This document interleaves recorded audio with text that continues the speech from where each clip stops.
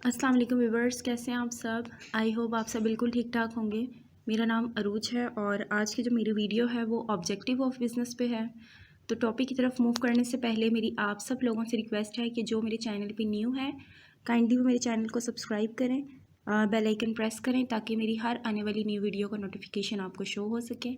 और अगर वीडियो अच्छी लगे तो अपने फ्रेंड्स के साथ भी शेयर करें ताकि उनको भी बेनिफिट हो, और वीडियो अच्छी लगे तो लाइक करें। तो चलें टॉपिक स्टार्ट करते हैं।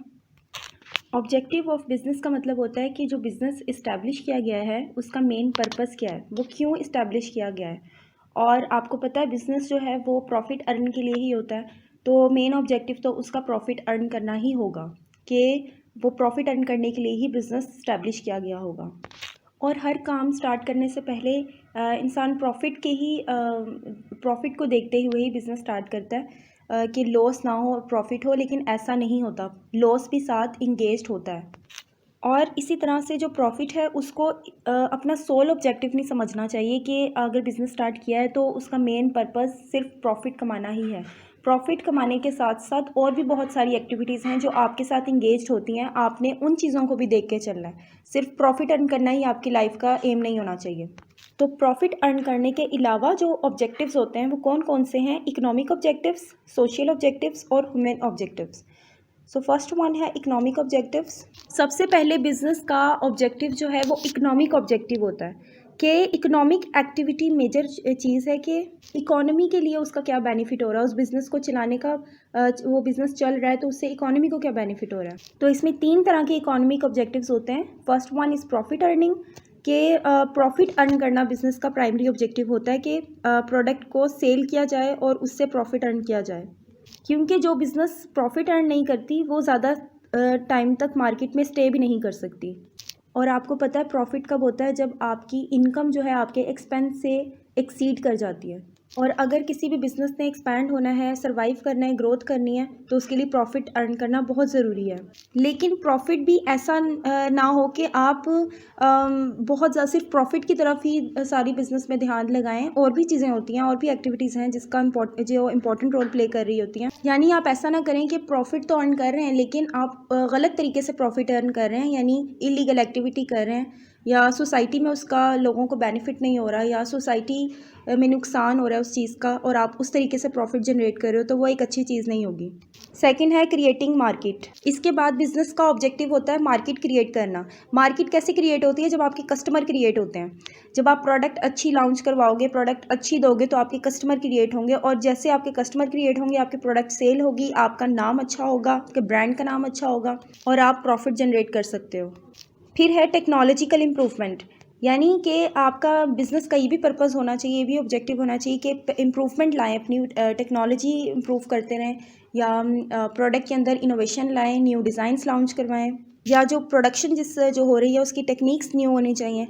तो इससे क्या होगा? ओवरऑल आपकी प्रोडक्शन अच्छी होगी, आपके प्रोडक्ट का इम्पैक्ट अच्छा होगा। उसके बाद है best possible use of resources. इसके बाद बिज़नेस ऑब्जेक्टिव होता है कि जो रिसोर्सेज अवेलेबल हैं एक बिज़नेस के अंदर, उसको अगर वो यानी लिमिटेड, क्योंकि रिसोर्सेज लिमिटेड होते हैं, तो उसको एफिशिएंट वे में यूटिलाइज़ किया जाए, जो वेस्ट भी ना हो, और उससे ज़्यादा से ज़्यादा आप इनकम जनरेट कर सकें।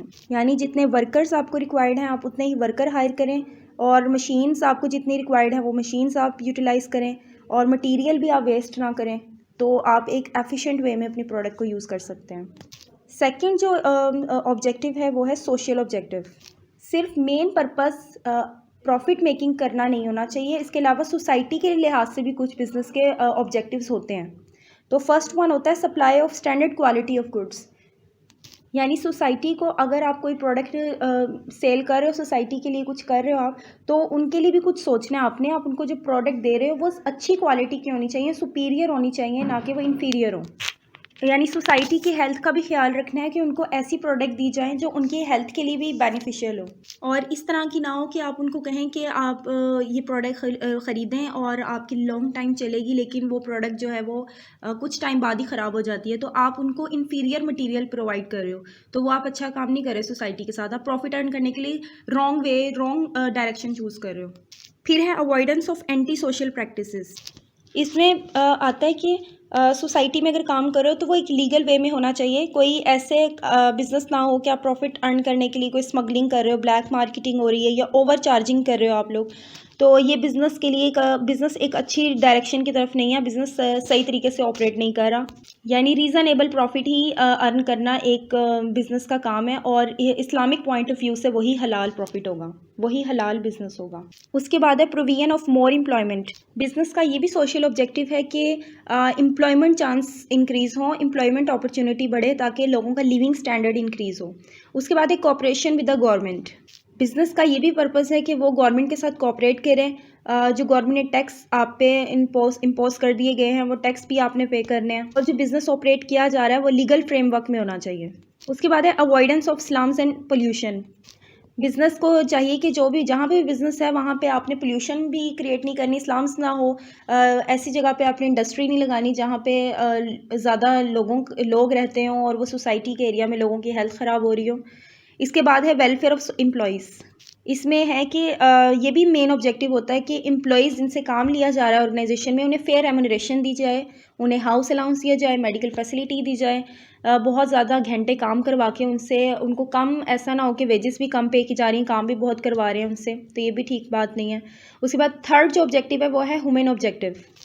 इसमें है कि जो भी बिज़नेस एक्टिविटीज़ के अंदर ह्यूमन ऑब्जेक्टिव बहुत इंपॉर्टेंट हैं, क्योंकि इंसान बहुत अटैच्ड हैं बिज़नेस के साथ। कोई भी काम हो रहा है तो उसमें लोग काम कर रहे हैं तो वो काम चल रहा है। लाइक एंटरप्रेन्योर बहुत इंपॉर्टेंट रोल प्ले कर रहे हैं, एम्प्लॉयज़ का काम बहुत उसमें है, कस्टमर बहुत इंपॉर्टेंट रोल प्ले कर रहे हैं। तो बिज़नेस को चाहिए सिर्फ प्रॉफिट ना देखें, इन सब चीज़ों को भी लेके चलें, क्योंकि अगर वो इन सब लोगों को या ह्यूमन फैक्टर्स को अवॉइड करेंगे, मिस करेंगे, उनके ऊपर इतना फोकस नहीं करेंगे, तो वो क्या होगा, बिज़नेस एक प्रॉस्पर और खुशहाल नहीं हो सकता। दूसरा, वो लॉस की तरफ ज़्यादा जा सकता है। तो आई होप आपको ये मेरी वीडियो अच्छी लगी होगी। अगर आपको अच्छी लगी हो तो मेरी वीडियो को लाइक करें, सब्सक्राइब करें मेरे चैनल को, और अपने फ्रेंड्स के साथ भी शेयर करें, और बाकी सब अपना ख्याल रखें। अल्लाह हाफिज़। और अगर किसी भी स्पेसिफिक टॉपिक के ऊपर आपको वीडियो रिक्वायर्ड हो तो वो भी आप मुझे बता दीजिएगा, मैं उसके ऊपर भी इंशाल्लाह ताला वीडियो अपलोड कर दूँ।